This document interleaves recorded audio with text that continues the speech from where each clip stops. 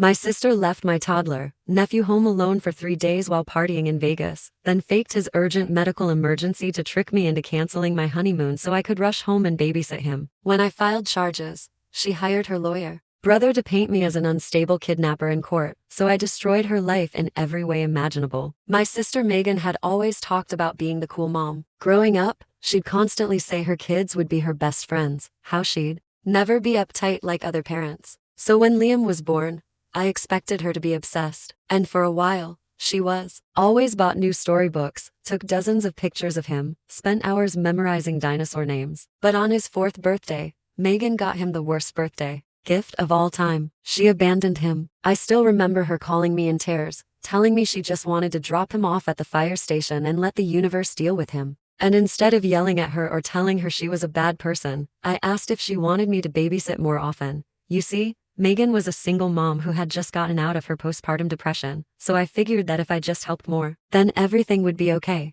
And for a while, it was. I started with 1 weekend a month, then once a week, then almost every single evening. Liam was like the son I never had. Fast forward to last month, Megan asked if I could watch Liam while she went to Vegas for a bachelorette party. But here's the kicker. Ryan, my husband of 2 years, had planned for our honeymoon to be during that time. 2 years married, 2 years saving every penny. Plus, I had given Megan for months' notice. So I said no to my surprise. She didn't even seem mad. Just laughed it off like she realized she was in the wrong and said she'd find someone else. I should have known Megan would never be so quick to admit she had made a mistake. I was fast asleep at 3 a.m. when my phone vibrated so hard it almost fell off my table. When I saw Megan's name, I answered immediately. She was literally crying her eyes out and couldn't form proper sentences. She said I needed to come back right now because her son Liam had been hurt. That's all I needed to hear to start packing my bags. But then Megan continued. Liam had been hit by a drunk driver, and they had to airlift him to perform open brain surgery at the children's hospital. And obviously, Megan needed me. Everything happened in a blur. We packed through tears, begged airlines for emergency seats, watched $8,000 in non-refundable bookings vanish. On the flight, I tried to get in contact with Megan, but she was ghosting me. No text, no call, nothing. As soon as me and Ryan landed in JFK Airport, I called the children's hospital to see if Liam had been admitted. The nurse told me she wasn't seeing any pediatric trauma patients by that name. Adrenaline filled my veins. We called 6 hospitals. Nothing. Megan's phone was still going straight to voicemail, so we did what any responsible adults would do. In that situation, we broke into her home using the spare key under her mat, except the door was already unlocked. And when I walked in, I expected to see Liam lying in bed with Megan standing over him. But no, we found him sitting on the couch, playing on his tablet, surrounded by empty cereal bowls, completely uninjured. As soon as he saw us, he wrapped his arms around my waist and yay, hello. I peeled him off of me and gently asked where his mommy was. She left 3 days ago. She told me she couldn't afford a babysitter, but that you would be back from your vacation soon to take care of me. So you didn't get into any accidents or injuries? Ryan asked,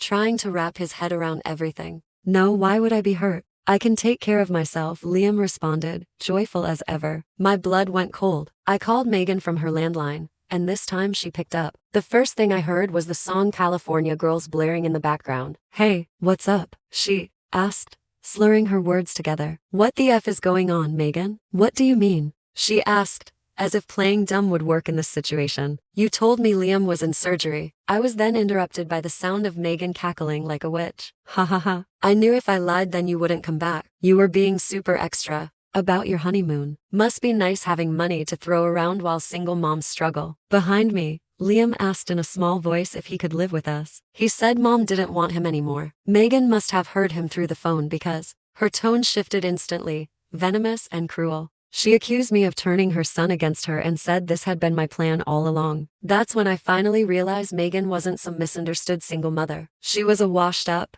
irresponsible, self-absorbed sociopath, and I was ready to make her pay. I hung up on her mid-rant. My hands were shaking so bad, I could barely hold the phone. Ryan was already in the kitchen making Liam a proper meal. The kid had been living on cereal for 3 days, 3 whole days alone. He was 4 years old. I sat down next to Liam and tried to keep my voice calm. I asked him if he'd been scared. He shrugged and said mommy told him he was a big boy now. Said she'd done it before when I was busy. My stomach dropped. This wasn't the first time. I pulled out my phone and called child services right there. The lady on the other end sounded tired, like she'd heard it all before. She took down all the information and said someone would come by tomorrow. Tomorrow wasn't good enough for me. I told her a 4-year-old had been abandoned for 3 days. She said since he had food and shelter, it needed to go through proper channels, but assured me they'd prioritize the case. I wanted to scream. Ryan finished making mac and cheese and brought it over. Liam ate like he hadn't seen real food in days. Between bites, he told us about how he'd been too scared to go outside, how he'd run out of milk on day 2, how he'd tried calling me but didn't know my number by heart. Each detail made me angrier. After dinner,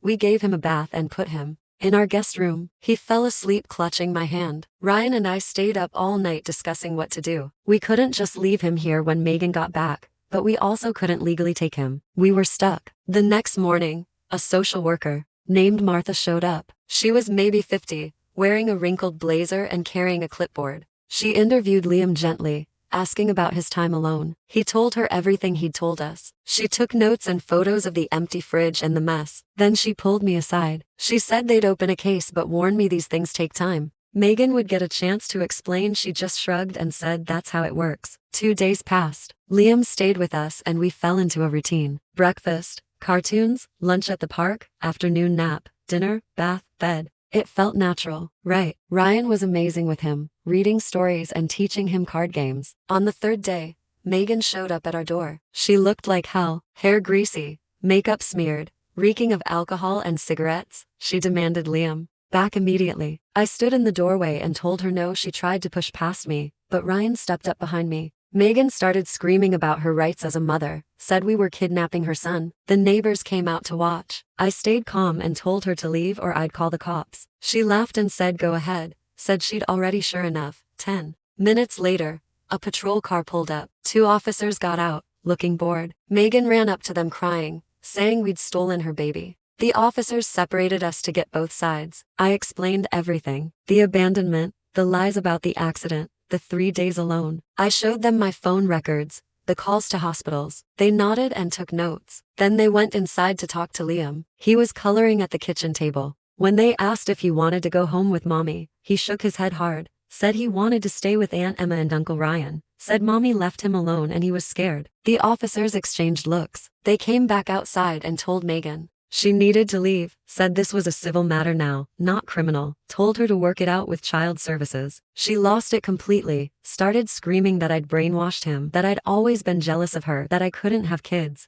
so I was stealing hers. The officers warned her to calm down. She didn't. They ended up putting her in the back of the patrol car to cool off. Before they drove away, one officer pulled me aside. He said to document everything, take pictures, save texts, record calls if legal in our state, said I'd need it. I knew then this was just the beginning. Megan wasn't going to give up easy. She'd rather destroy everything than admit she was wrong. But I looked back at Liam, peacefully coloring at our table, and knew I'd fight. He deserved better than her. He deserved a real family, and I was going to make sure he got one. The next morning, I woke up to 27 missed calls, all from Megan. My phone screen glowed accusingly in the dim morning light, each notification a reminder of the storm I'd unleashed. I didn't listen to the voicemails. I already knew what they'd say. Threats, manipulation, fake tears, and promises she'd never keep. The same toxic cocktail she'd been serving for years. Ryan made pancakes while Liam watched cartoons. His small body curled up on our couch like he belonged there. The smell of butter and syrup filled our kitchen, and for a moment, everything felt normal. Liam giggled at something on TV and Ryan hummed while he cooked. For about an hour, I let myself believe this could work. Then the doorbell rang. It was Megan's brother Derek, wearing his fancy lawyer suit that probably cost more than our mortgage payment. His shoes were polished to a mirror shine, and his smile was sharp as a blade. He handed me an envelope with theatrical formality and said I'd been served. The paper felt heavy in my hands, like it was made of lead instead of trees. I opened it right there on my doorstep, my fingers trembling slightly. Custody petition. Emergency hearing scheduled for next week. The legal language swam before my eyes, but the meaning was crystal clear. Derek smirked and said Megan had hired him to get her son back, said I didn't stand a chance against a real lawyer, said blood was thicker than water, and judges always sided with biological mothers. I slammed the door in his face hard enough. to rattle the windows. I spent the rest of the day calling lawyers, my fingers cramping from dialing so many numbers. Most wanted $5,000 just to start, speaking in smooth professional voices that turned cold when I mentioned payment plans. We had maybe $2,000 in savings after the ruined honeymoon we'd had to cancel when Liam came to stay. I found one guy named Paul who'd take payments. He sounded young but eager, his voice cracking slightly when he talked about fighting for children's rights. We met that afternoon at a coffee shop downtown, while Ryan watched Liam at the park. Paul looked even younger in person, maybe fresh out of law school, with an ill-fitting suit and an earnest expression. His briefcase was new, the leather still stiff, but he listened carefully and took detailed notes in surprisingly neat handwriting. He said we had a good case, but warned me Derek was known for playing dirty, said to expect surprises in court, things that would make me angry, things that weren't true but sounded believable. I asked what kind of surprises. He just shook his head and said to document everything, every text, every call, every interaction. That night Liam had nightmares that shook the whole house. He kept crying for his mom, then pushing me away when I tried to comfort him, his small fists batting at my hands. It broke my heart into a million pieces. The kid was so confused, caught between loving his mother and knowing she'd left him. In the morning, he apologized for being bad, his voice so small I could barely hear it. His eyes were puffy from crying and he wouldn't meet my gaze. I told him he wasn't bad, just scared, and that was okay. He asked if mommy was mad at him, twisting his dinosaur pajama top in his tiny hands. I didn't know what to say. How do you explain to a 4-year-old that his mom is a selfish disaster? Who chose Vegas over him? You don't. You just hug him and make breakfast scrambled eggs with cheese, just how he likes them. The week flew by in a blur of preparation and anxiety. I took time off work to prepare for court, using vacation days I'd been saving for something happier. Paul had me write down everything I could remember about Megan's parenting. The missed pickups where Liam waited at per school until the teachers called me. The forgotten birthdays where I'd rushed out to buy cakes and presents so he wouldn't know his mom forgot. The times she'd shown up hammered, stumbling and slurring while Liam hid behind my legs. It filled 12 pages of careful documentation, each incident dated and detailed. Ryan took photos of Liam's room at our house versus his room at Megan's. Ours had books and toys and clean sheets, walls covered in his artwork that we'd framed like museum pieces. Hers had a bare mattress and empty beer cans, cigarette burns in the carpet, and windows so dirty you couldn't see through them. We thought we were ready. We weren't even close. The morning of the hearing, I put on my best dress, a navy blue one I'd worn to job interviews, professional but not severe. Ryan wore his only suit, the one from our wedding, now a bit tighter. On the middle, we dropped Liam at my friend Nicole's house, a cheerful place that smelled like fresh cookies and had 3 dogs for him to play with. He clung to me at the door, his fingers twisted in my dress, begging not to go back to mommy's house. His fear was a living thing, radiating from his small body. I promised him everything would be okay, the lie tasting bitter on my tongue. I hoped I wasn't lying. The courthouse was old and intimidating, all marble and dark wood, designed to make regular people feel small. Paul met us outside, looking nervous and adjusting his tie repeatedly. He said Derek had filed additional documents that morning, thick manila folders that made my stomach drop. Wouldn't say what was in them, just told us to stay calm no matter what happened,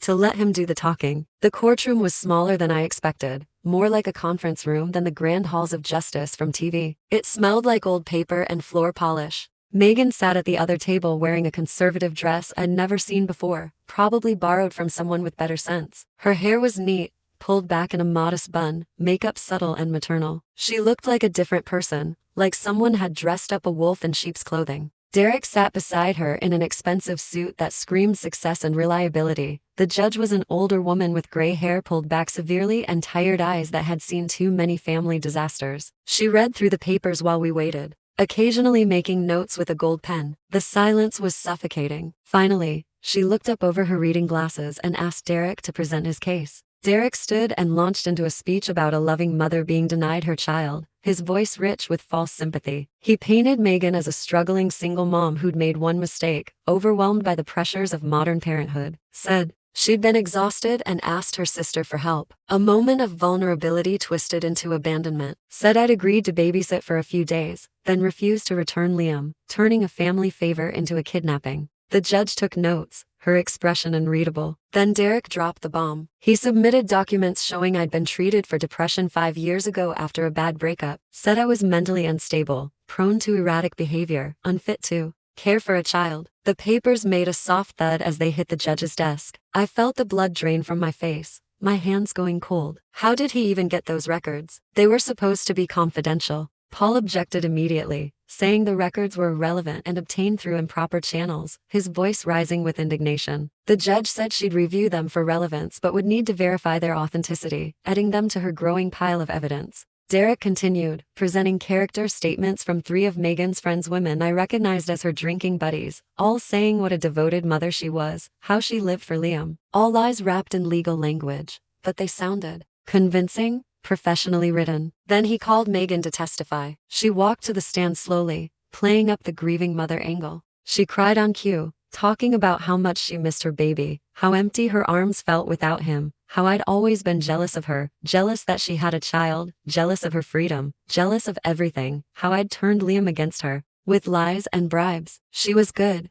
really good. If I didn't know better, I'd almost believe her myself. Her tears looked real, her voice cracked at just the right moments. When Paul's turn came, he presented our evidence methodically, the photos, the documentation, the frantic calls to hospitals when Megan disappeared. He had me testify about finding Liam alone, describing the terror in his eyes when I found him, about the pyramid of cereal bowls and empty fridge, about him saying he was being a big boy and taking care of himself, about Megan laughing from Vegas, the sound of slot machines in the background while her son sat hungry and alone. The judge seemed interested but not convinced, tapping her pen thoughtfully. She asked why I hadn't called child services immediately when Megan first started leaving Liam with me so often. I explained that I was trying to help my sister, trying to keep the family together, trying to protect Liam from the system. She nodded, but I could tell it wasn't enough. My explanation sounded weak even to my own ears. Then Paul called his witness, Martha, the social worker who'd responded to the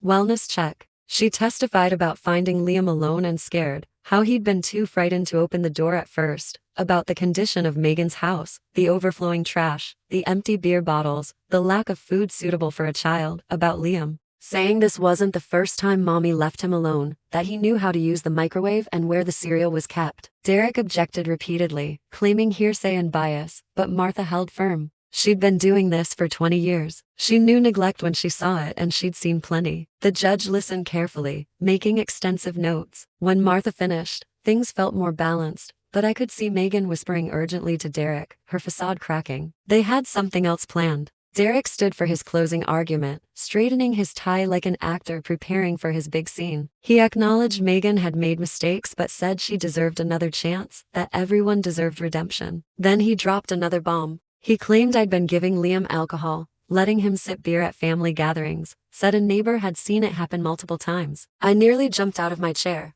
my whole body going rigid with shock. Paul grabbed my arm, his fingers digging in, reminding me to stay calm. The judge asked for evidence, her eyebrows raised skeptically. Derek said the witness was outside, ready to testify. The judge considered for a moment, then allowed it. In walked Megan's neighbor, an older man named Thomas who reeked of cigarette smoke. I recognized him vaguely. He lived 2 houses down from Megan and always seemed to be watching from his window. He testified that he'd seen me give Liam beer at a barbecue in Megan's backyard, said the boy was stumbling around hammered while I laughed. It was complete fiction. We'd never even had a barbecue at Megan's house. I avoided going there whenever possible. Paul cross-examined him hard, his young voice gaining strength, asked for dates, times, details. What kind of beer? What was Liam wearing? Who else was there? Thomas fumbled with his answers, contradicting himself, sweating under the fluorescent lights. It was obvious he was lying, but damage was done. The judge looked concerned, doubt creeping into her expression. She said she needed time to review everything, granted Megan temporary custody until the next hearing in 2 weeks. I felt my world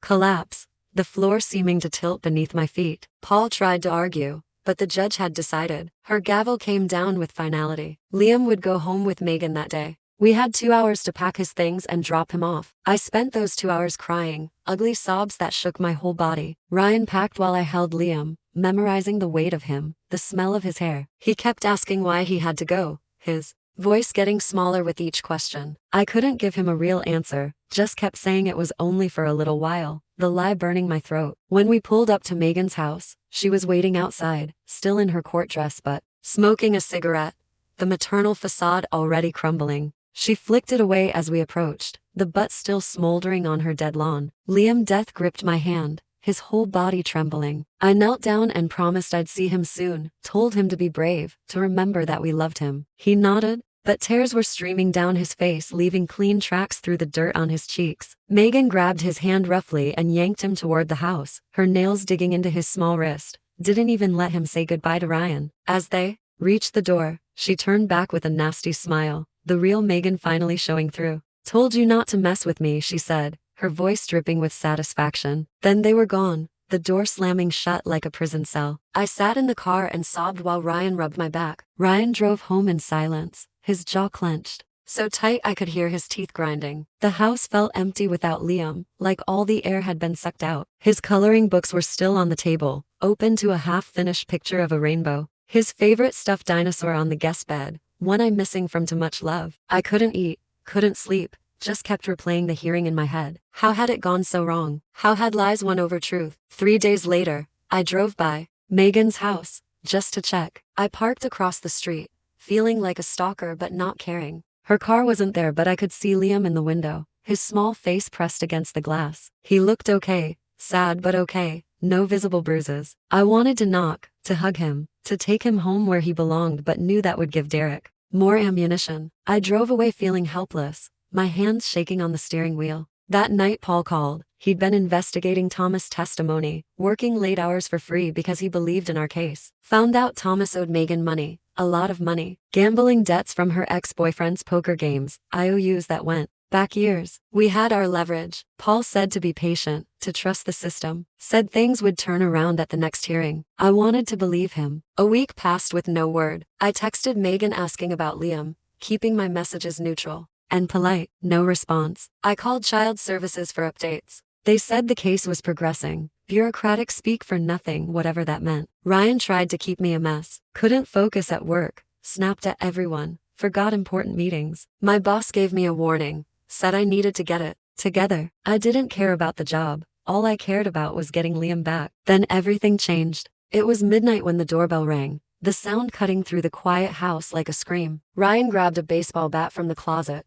thinking it was a burglar or something. But when I opened the door, there was Liam alone, in his pajamas, with a black eye that made my blood run cold. I pulled him inside immediately, scooping him into my arms. He was shivering and crying, his whole body shaking with sobs. His pajamas were dirty and too small, like he'd been wearing them for days. I wrapped him in a blanket while Ryan locked the door, checking the street for any sign of Megan. When I asked what happened, Liam could barely speak through his tears. His words came out in hiccups and gasps. Finally, he managed to tell us. Mommy's new friend Brett had hit him, said he was being too loud watching TV. Megan had told him to stop crying or Brett would hit him again, so he'd waited until they were asleep, listening to their snores, and snuck out the back door. Walked 8 blocks in the dark to our house, navigating by memory and streetlights. 4 years old, 8 blocks alone, in the middle of the night. My hands shook as I examined his eye. It was swollen, almost shut, purple, and angry. Ryan took photos while I held Liam, evidence captured in harsh kitchen light. We needed evidence. We needed proof that couldn't be denied. I called 911, my voice surprisingly steady. Told them about the assault and that Liam had fled to our house for safety. They sent an officer and an ambulance, sirens cutting through the night. The EMTs checked Liam over with gentle hands, documenting every bruise with clinical precision. There were more than just the eye. Finger marks on his arms where someone had grabbed him, a bruise on his back shaped like a boot print. They said none needed immediate hospital care but recommended we follow up with his pediatrician first thing in the morning. The officer took our statements and photos, his face grim. Said they'd investigate immediately, that crimes against children were top priority. I asked if Liam could stay with us. He said given the circumstances, yes, at least until Child Services reviewed the case in the morning. We put Liam back in the guest room, his room. This time I stayed with him until he fell asleep, sitting on the floor beside his bed. He held my hand so tight it hurt, like he was afraid I'd disappear if he let go. In the morning,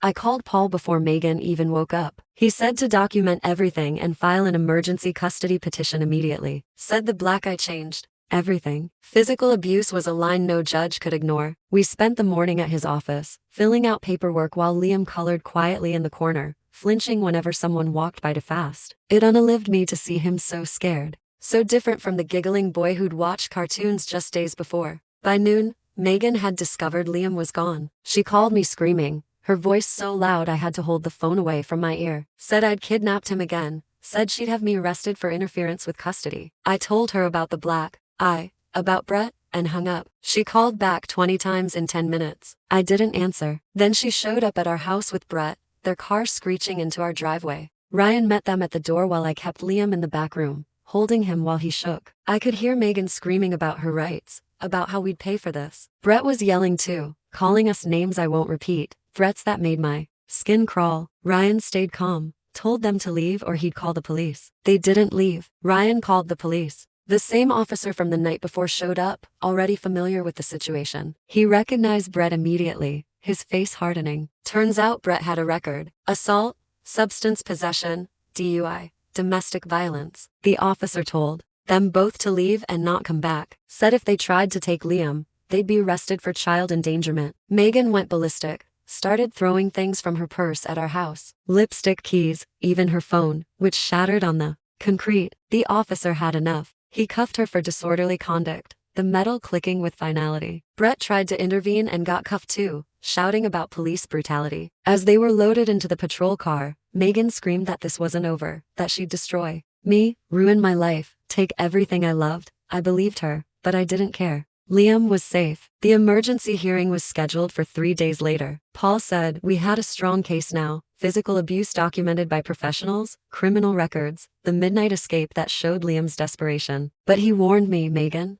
would come out swinging." Sure enough, the next day, Derek filed counter charges, claimed I'd coached Liam to lie about the abuse, said I'd bruises myself to frame Brett, that I was that desperate to keep Liam. Even alleged I'd planted substances in Megan's house during. It was insane, but I knew some judges might consider it. Paul told me not to worry, said Derek was desperate, throwing everything at the wall, hoping something would stick. But I was worried. Megan had already proven she'd lie about anything. And Derek knew how to make lies sound like truth. The night before the hearing, I couldn't sleep. I kept checking on Liam every hour, making sure he was still there, still safe, still breathing. Ryan tried to reassure me, but I could see he was worried too. The tension in his shoulders, the way he kept checking the locks. We'd already lost once. What if we lost again? What if the judge believed Derek's lies? What if Liam had to go back to that house with Brett? I made myself sick thinking about it, running to the bathroom twice. In the morning, I threw up twice more before we even left for court. But I put on my brave face for Liam, told him everything would be okay, prayed. I was right this time. This time we were ready for Derek's tricks. Paul had spent days preparing, barely sleeping. He'd interviewed neighbors who'd seen Megan's neglect, people who'd wondered why Liam was always at our house, found records of missed doctor appointments, immunizations Liam had almost missed if I hadn't taken him. Even got Brett's ex-girlfriend to write a statement about his violence, about the reason she'd fled with their daughter. We had a solid case built on facts, not fiction. But when we walked into the courtroom, I saw Megan's secret weapon, her mother, my mother, sitting right behind her, glaring at me with familiar disappointment. I hadn't seen her in 2 years, not since she'd taken Megan's side in our last fight, choosing her golden child over truth. Now she was here to support the daughter who'd abandoned her grandson. Of course she was. The judge was different this time, a younger man who looked like he'd rather be anywhere else, checking his watch repeatedly. He rushed through the preliminaries and asked Derek to present. Derek stood and immediately went on the attack, said, "I was a vindictive sister who'd always resented Megan's motherhood," said I'd manipulated a confused child into telling lies for attention. He presented affidavits from Megan and Brett denying any abuse, notarized lies on official paper. Then he called our mother to testify. She took the stand and lied through her teeth with practiced ease, said I'd always been unstable, jealous, difficult, said she'd seen me drinking heavily around Liam at family gatherings that never happened, said Megan was a wonderful mother who just needed support, not judgment. Every word was a knife in my back, each lie cutting deeper than the last. Paul cross-examined her hard, his youth falling away as he found his courtroom voice, asked why she hadn't seen Liam in 6 months if Megan was such a good mother, asked why she'd never called child services if she thought I was drinking around him, asked why there were no photos of her with Liam from the past year. She fumbled for answers, contradicting herself repeatedly, her story falling apart, but the damage was done. Our own mother had testified against me. The judge looked troubled, making notes. Then Paul presented our evidence, the photos of Liam's bruises, each one documented and dated, the police reports written in official language that couldn't be disputed, the record of Brett's violence stretching back years. He called the EMT who'd examined Liam. The man testified clearly about the injuries, said they were consistent with abuse, not accidents. Derek objected repeatedly, but the EMT was a professional. His testimony carried weight that lies couldn't match. Then came the moment I dreaded. Liam had to testify. The judge cleared the courtroom of everyone except essential parties, making it less intimidating. Liam sat in a special chair, clutching his dinosaur, looking so small. The judge asked him gentle questions about what happened, his voice soft and patient. Liam told the truth in the simple, honest way only children can. Said Brett hit him when he spilled juice on the carpet. Said mommy told him not to cry or it would be worse. Said he was scared and ran to Aunt Emma's house because that's where he felt safe. He was so brave, so honest. Even Derek couldn't shake his testimony, couldn't make a 4-year-old sound like a liar. When it was over, Liam ran to me. The judge allowed it, let him sit on my lap for the rest of the hearing, a small kindness that meant everything. Paul's closing argument was passionate. He talked about a little boy who'd been failed by his mother repeatedly, who'd been left alone, neglected, and finally abused, who'd found safety with his aunt and uncle only to be dragged back into danger. He asked the judge to protect Liam, not enable his abuser, to see through the lies to the truth written in bruises on a child's body. Derek's closing was all emotion and manipulation. He talked about a mother's love and second chances, said foster care statistics proved children did better with biological parents, quoted studies and percentages. It might have worked if Liam hadn't been sitting right there with a black eye. The evidence impossible to ignore. The judge deliberated for an hour, the longest hour of my life. Liam fell asleep in my arms while we waited, trusting me to keep him safe. Finally, the judge returned. He granted us temporary custody with a clear path to permanent adoption if Megan didn't comply with requirements. Said Megan could have supervised visitation only, 1 hour a week at a county facility, required her to take parenting classes and undergo psychological evaluation. Brett was banned from any contact with Liam, a restraining order to be issued immediately. Megan exploded, started screaming about her rights, about corruption, about me poisoning her son against her. The judge threatened contempt charges. His patience exhausted, Derek managed to calm her down and get her out of the courtroom, practically dragging her. As they left, she shot me a look of pure hatred that promised this wasn't over. I knew she'd be back, she'd appeal, she'd lie, she'd manipulate, but for now, Liam was safe. He was ours. That's all that mattered. I held him tighter and let myself breathe for the first time in weeks. The drive home from court felt surreal. Liam was officially ours, at least temporarily. He sat in his booster seat humming some song from a cartoon, like the whole nightmare hadn't happened. Ryan kept glancing at me with this relieved smile. I couldn't stop checking the rearview mirror, half expecting to see Megan's car following us. But the road stayed clear. We stopped for ice cream on the way home. Liam got chocolate with sprinkles and it dripped all over his shirt. He laughed for the first time in days. That sound was worth more than anything. That night, we had a little celebration. Just the 3 of us. Pizza and Liam's favorite movie about talking cars. He fell asleep between us on the couch, one hand clutching Ryan's shirt, the other holding mine. We carried him to bed together, tucking him in with extra care. I must have checked on him 10 times that night, each time finding him safe and sound, spread out like a starfish with his dinosaur. The next morning,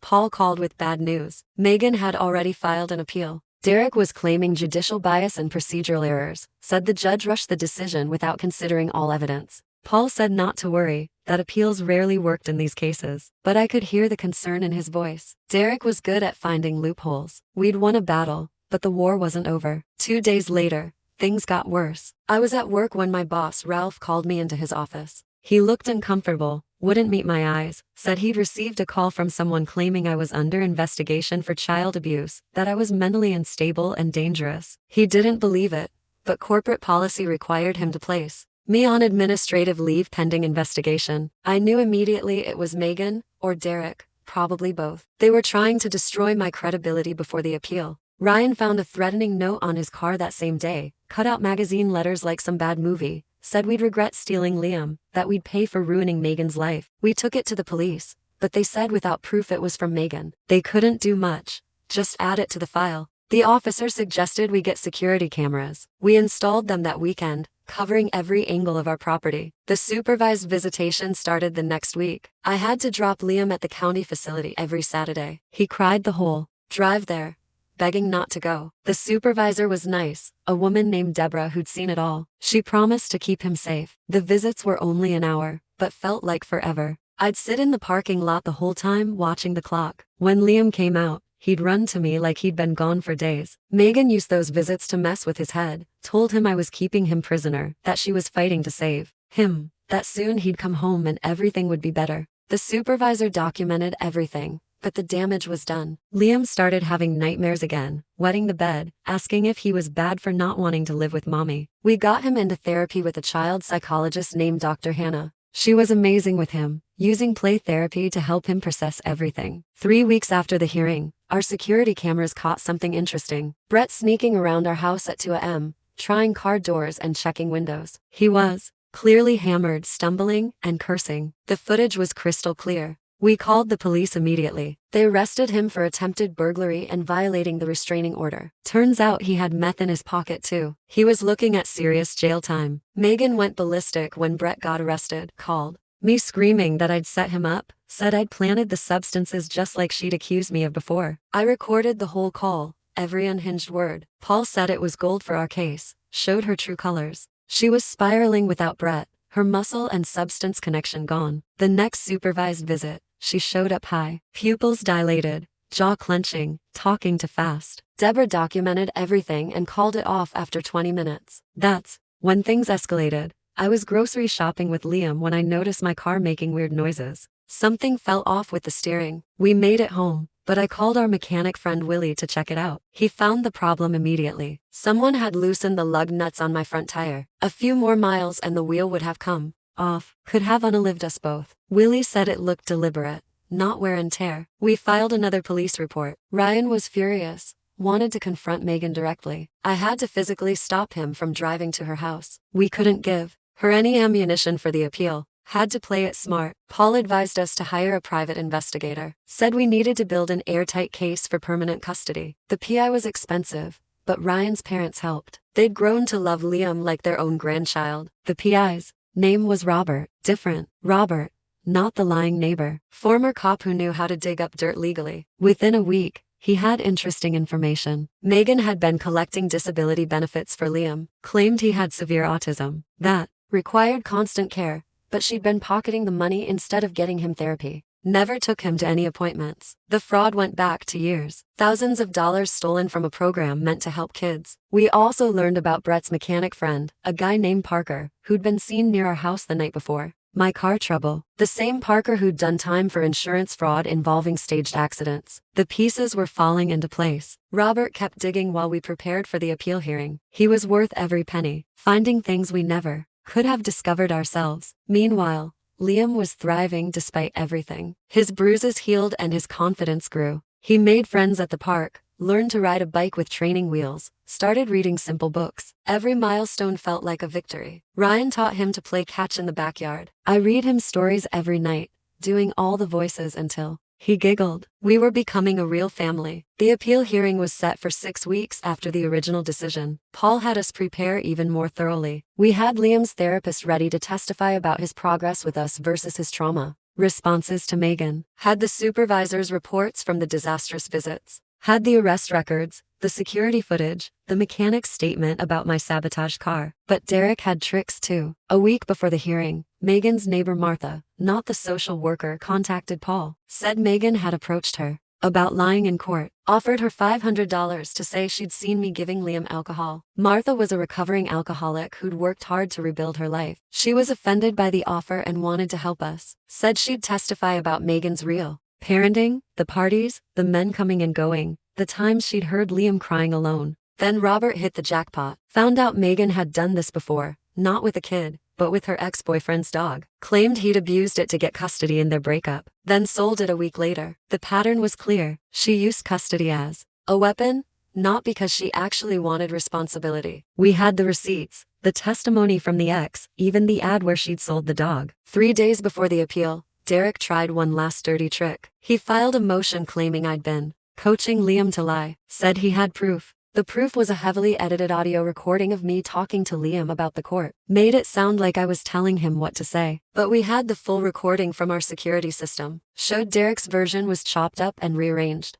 Paul filed charges for evidence tampering. The night before the appeal, I couldn't eat. Kept running through everything that could go wrong. What if the judge believed Derek's lies? What if they gave Liam back to Megan? Ryan held me while I cried, promising everything would work out. Liam must have sensed our stress because he crawled into our bed around midnight. We all slept huddled together, like circling the wagons against danger. The appeal hearing was in a bigger courtroom, more formal, more intimidating. The judge was an older man with kind eyes but a stern expression. He'd clearly reviewed everything thoroughly, asking specific questions about details from months ago. Derek came out swinging, but seemed off his game, kept shuffling papers and repeating himself. Found out later he was being investigated by the Bar Association for his evidence tampering. When Robert testified about the disability fraud, Megan's face went white. She hadn't known we knew. The judge asked her directly about the benefits. She stammered and looked at Derek, who objected on grounds of relevance. But fraud involving the relevant. The judge overruled him and demanded an answer.